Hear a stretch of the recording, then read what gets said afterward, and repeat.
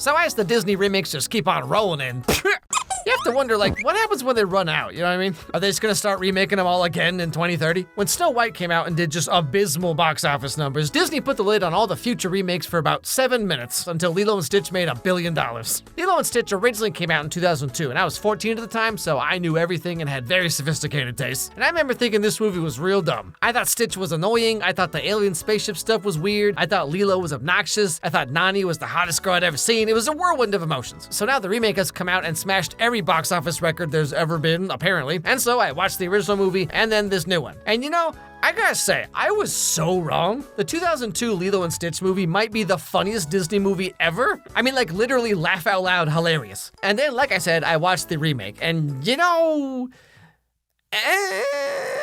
But hey, what do you say we talk about some things? Come along, kids, let's take a walk. But before that, really quick, this video is brought to you by Opera. You ever heard of this thing called the internet? You can find anything on here. You know how many pictures of Judy Hopps they got on this thing? But if you're gonna surf the web, using Opera is the best way to do it. Their browser comes packed with so many features and bells and whistles, I tell you what. To begin with, Aria is their built-in AI tool. You can pull up Aria's command line with just a simple Control/, and does so many things for you. You ask it questions, you can ask it to fill in some text if you just need like a quick little something, you know, like, please tell my mom that yes, I saw the news article she sent me, except I already saw it on the internet like 8 hours ago. But wait, there's more. Aria can even manage all your tabs for you, like this. Please close all my Amazon tabs. Please group all my Wikipedia tabs into a tab island. Tab islands are one of Opera's big features. If you or someone you know suffers from chronic having way too many tabs open because what if you need them like years later disease, Opera is perfect for you. You can group your tabs together manually by project or theme or whatever and then expand and collapse them as needed. For example, I keep all my shopping tabs in one tab island so I can have all my carts in one nice little place without losing track of where that one thing was I was shopping for like a week ago. You can even have 2 separate tabs open at the same time? Need to cross-reference some info? You want to compare prices? It's all here, dudettes. With split screen, you can literally just drag your tab down and work on 2 separate pages in one window. Thanks, Opera. There's also so much more here too, like there's a built-in floating music player that automatically stops playing when you start watching a video. You can control your music without interrupting your work, even outside the browser. The same works for videos too. You can pop out videos and have them playing like in the corner while you do anything else. Is there anything Opera browser can't do? So it's time to throw away your old dumb browser that only does dumb stuff. Click my link down in the description and start using Opera browser today. Okay, back to the show. So the remake starts out very much like the original. We have this scientist guy named Jumba, and he has genetically created some kind of something. This monstrosity is the product of illegal genetic experimentation. What deranged lunatic would create something like this? I prefer deranged genius, but thank you for the introduction. So like in the original movie, Jumba had this Russian accent that's very overplayed for this kind of character. Dr. Jumba Jukiba, you stand before this council accused of illegal genetic experimentation. Not guilty. My experiments are only theoretical and completely within legal boundaries. But you know, it definitely sounds way better than the remake. Like, old Jumba felt authoritative, albeit a little bit silly and stereotypical. But in the remake, this is just one of the most phoned-in performances I've ever heard. Like, this dude recorded all of his lines on the phone while taking a dump, you know what I'm saying? Anyway, so Stitch is some kind of super genetic dude guy who's indestructible or super smart. He even knows how to pronounce all the really hard dinosaur names. Incredible, this guy. So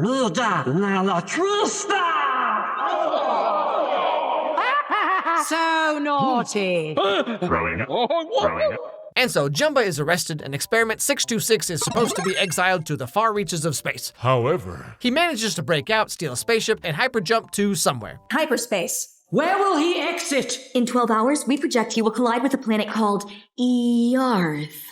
That's a planet full of water. The majority of the population of this planet, let's see, apparently they spend all their time staring at a medium-sized screen, and then they reward themselves afterwards by turning on a big screen, but then actually just staring at a small screen in their hand the whole time. And they just kinda do this every day till they die, I guess. Now, long story short, this head alien lady makes a deal with Jumba, that if he goes to Earth to get 626 back, she will commute his 1,000-year prison sentence or whatever. And he gets teamed up with local Earth otaku alien guy, Pleakley. We'll simply vaporize the planet, Captain. Armed and ready, Councilwoman. Hold it!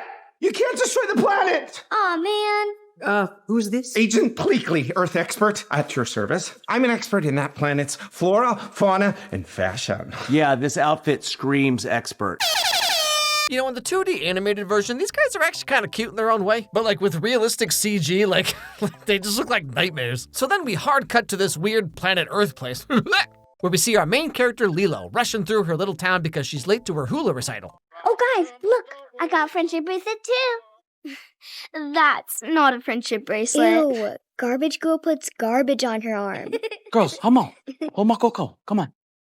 You know, silly. It's not a friendship bracelet if you don't have any friends. Oh yeah, Rachel? Well, we'll see who's laughing when you go to prom with Kyle, but then you catch him dancing with Stacy, who's like not even pretty. And then you spend all of the after party crying in the bathroom while your makeup runs and ruins the dress your mom got you at TJ Maxx. So right away, we learn that Lilo is some kind of outsider. All the other kids just think she's really weird. You know, kind of like when you were in middle school in the early 2000s, and people find out you watched something called anime on Toonami, and now you're known as the Dragon Z's Balls kid. Anyway, Lilo. She's not coming.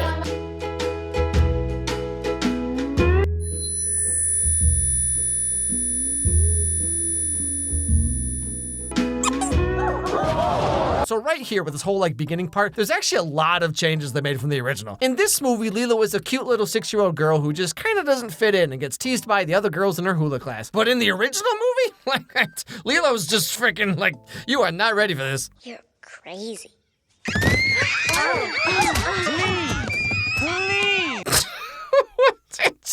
She just beats the crap out of this kid and chews her arm off. Or like this little doll thing right here, right? Like in the remake, this is just Lilo's kind of weird looking toy because she's so quirky. But this movie completely erases the real true backstory of this little guy. This is Scrump. I made her, but her head is too big. So I pretend the bug laid eggs in her ears. And she's upset because she only has a few more days to... What? What the heck? Is everything okay? The original 2002 Lilo is just hilariously out of pocket, okay? Like, no joke, the best character Disney's ever made. And what really sells all this, in my opinion, is just how adorable the animation is. The way they designed the characters is maybe kind of polarizing, but just look at how cute Lilo is when she just does literally anything. Like the way she bops around when she runs, her little mannerisms. The animation in this movie is really incredible. You can't get any of that in live action.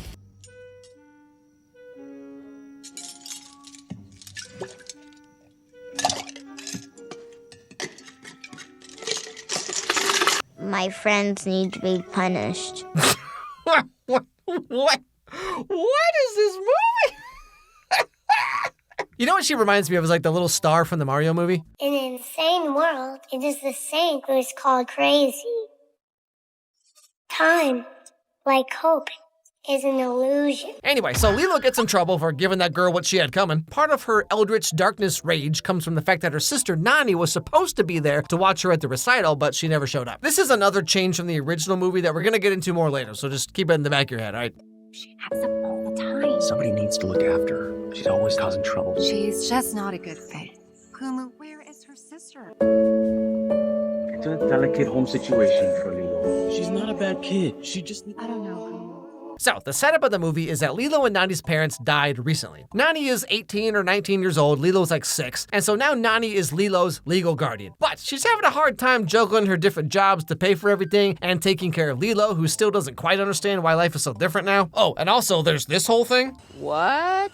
Your acceptance letter to your dream school magically taken out of your trash and appearing in your bag at your place of work? Stop with this. And they wanted to give you for full ride. Yeah, I know, but Tutu, there's no way. Lilo needs me here. It's like, okay, so like, this movie already has plenty of emotional motivation. Like, why did they add this? Nani trying to be a regular 19-year-old girl taking care of her sister with child services breathing down her neck because their parents died. This is more than enough for us to care about these characters, okay? I've been doing very, very great at hula. I've been eating a lot of organic stuff. Sometimes I eat too much. Sometimes I eat so much I can't breathe. Oh yeah, also they totally changed the social worker. In the original, it was Mr. Bubbles. This is Mr. Bubbles. Nice to meet you. Your knuckles say Cobra. Cobra Bubbles. You don't look like a social worker. I'm a special classification. Did you ever kill anyone? So Disney actually talked about this change before the movie came out, and they said this: if the dramatic stakes of Lilo is that she's going to be separated from her sister, then you need a person who actually services those stakes in a credible way. Fletcher Camp says, you can get away with that being Cobra Bubbles in an animated film. A 6'5" huge dude with Cobra tattooed on his knuckles is somehow a social worker in that world. So like, I mean, huh? We still have the aliens and Stitch and all of this, but a large black man being a social worker is just too far? Is that not the entire point of this character? So Cobra Bubbles is in this movie, but he's just a CIA agent guy who finds Stitch's spaceship. The social worker and Bubbles are split so that each one of them is now just a one-dimensional plot device instead of a singular, multi-layered, subversive character who grows on you over time, because that would just be silly, wouldn't it? Good day. But anyway, all this aside, Nani and Lilo are having a rough time. Just lick me. Stop pretending you're my mom! Oh, at least I don't tell the social worker I like jumping out a window. What's better than listening to you? Go to your room! I don't eat in my room! Ah, yes, the screaming goat meme. Has never once been funny, but here we are. So the big threat looming over our characters right now is that Nani has to make some big changes to their life, or else Lilo will be taken away into foster care. First, I want this house cleaned, including laundry and a fully stocked fridge. Second, pay all those bills I saw in the kitchen. And third, file for health insurance for you and Lilo. Now, if you do those 3 things by Friday, I might be able to give you some more time. Now, one day, Stitch's ship finally lands on Earth, and Lilo sees this thinking it's a shooting star. So she scrambles to make a wish. I wish upon a star even though it's very far. All I wish is a friend, a real friend. Someone who won't tease me. Someone who won't run away. Like a best friend. But make sure that she's like the good kind of weird and not the bad kind of weird that's like really annoying or whatever, because there's only room in this friendship for one annoying drama queen, and that's me. Now, in the original movie, Nani hears Lilo wishing for a friend, which is why they go to the dog shelter the next day. But in the remake, Lilo goes to the shelter just like on her own because she feels like it, and Nani is upset by this, which feels so weirdly incongruent, because like in the original, you know, it's like, oh man, I feel so bad for Lilo. Maybe we could get a dog or something. And in the remake, it's like, oh man, I feel so bad for Lilo. Anyway, guess I'll play Fortnite. So like I said, Lilo goes to the dog shelter one day, apropos of nothing, and guess what she finds there?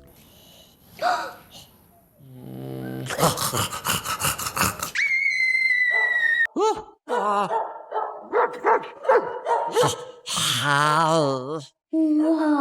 You know, I will say though, okay, despite the fact that they like smushed his face back for some reason, Stitch is pretty gosh darn cute in this movie, all right? And so Lilo takes Stitch home with her despite Nani having her flabber completely gasted by this. An animal?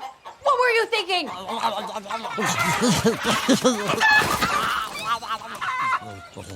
Was it her idea? No, she just Did said... she put you up to this? You have to be polite. You're a guest. It was my idea. Now, while this is all going on, we also have Jumba and Pleakley landing on Earth trying to find Stitch while causing as little of a ruckus as possible. There. Jumba! No, you can't fly that close! Seatbelts, please. Well, The humans will see us. Now, this is where they make another real big old dumb change in this movie. Okay, so in the original, these two put on outfits, and through the magic of comedy logic, no one really notices or cares. Which, you know, that's like the entire joke, right? But in the remake, because this would all just be too silly, you know, almost as silly as a black guy social worker, they take it one step farther. Human, what a downgrade. look at these two. They look like best friends, just like us. Apologies. What a nice arm you have. Okay. You guys, I thank you. I feel like I'm walking on chopsticks. My legs feel a little... So they just they turn into real people for like 3/4 of the movie, and I just completely stopped caring about anything they do after this. Not that they were like super compelling characters in the original either, but you know, having aliens be aliens and doing the whole fish out of water thing, like it was kind of endearing in its own way. But as I've said before in countless other videos, taking them from animated into real people means that now they're just borderline unwatchable. I didn't know it was gonna be like this. One foot in front of the other.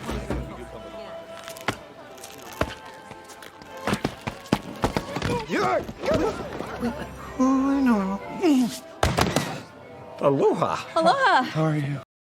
Hilarious. And more than that, it's also just completely pointless because Stitch is already the slapstick comedic focal of the entire movie, and now we just have like Harry and Marv from Home Alone just bumbling around for no reason. We already have Stitch for all of this. Speaking of Stitch, you know, the whole thing with this character is that because he's curious and also indestructible, and he gets into all kinds of whatever, you know? Somebody do something!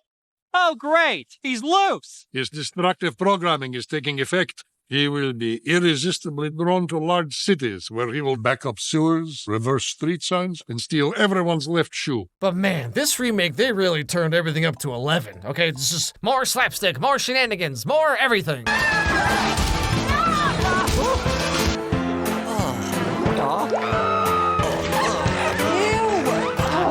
He's just curious. Lilo! You know, like obviously the original movie was mainly for families with kids or whatever, but this remake is it's just jingling keys every 5 minutes for the ADHD TikTok crowd, you know what I'm saying? Also, like back in the original, there's quite a few slower scenes with Stitch where we get to see a little more depth in his character, like when he reads the Ugly Duckling book, for example. See, he's sad because he's all alone and nobody wants him. But on this page, his family hears him crying and they find him. Then the Ugly Duckling is happy.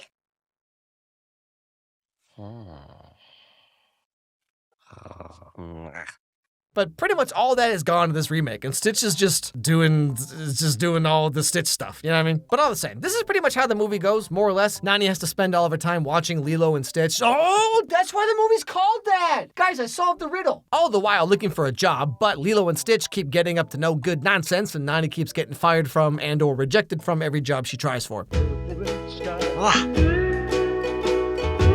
did it go? Not at this hotel. Wait, well, Again, there's a pretty major change from the original movie where Nani's looking for a job, so she talks to this like insanely hot lifeguard.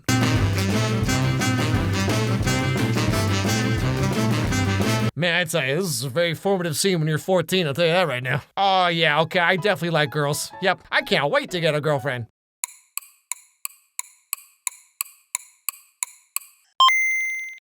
Wow, this did not go like I thought it would. So after being rejected constantly and Lilo feeling like it's all her fault, they all decide to take some time off and go surfing with local hot dude neighbor guy, David.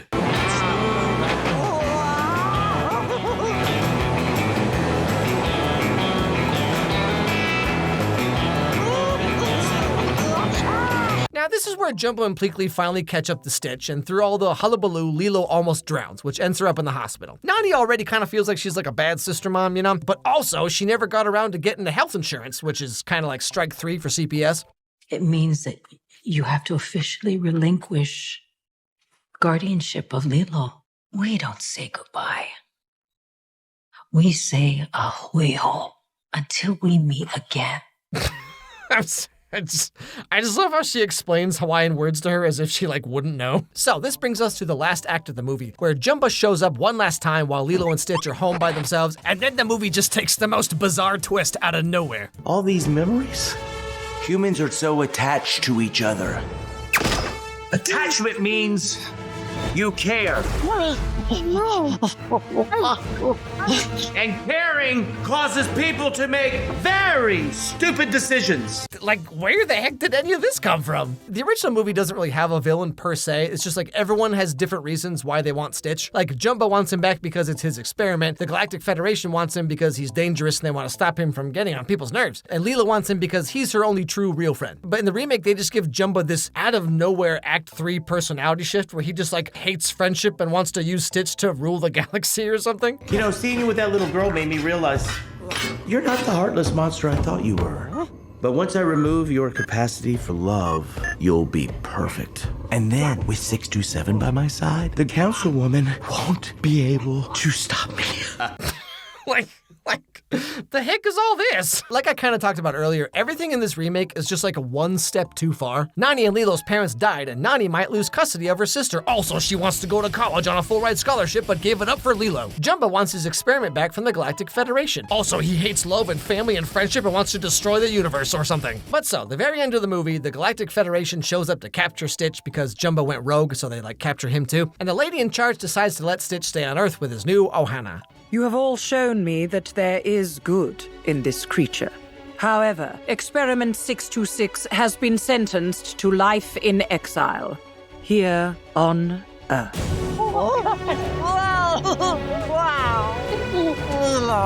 This This is just like a tiny little nitpick, okay? But like, why does her CG look so bad in this part? Like, this looks like a PS2 cutscene. Also, I love how Nani is petting Stitch with her hand like 8 inches away from his head.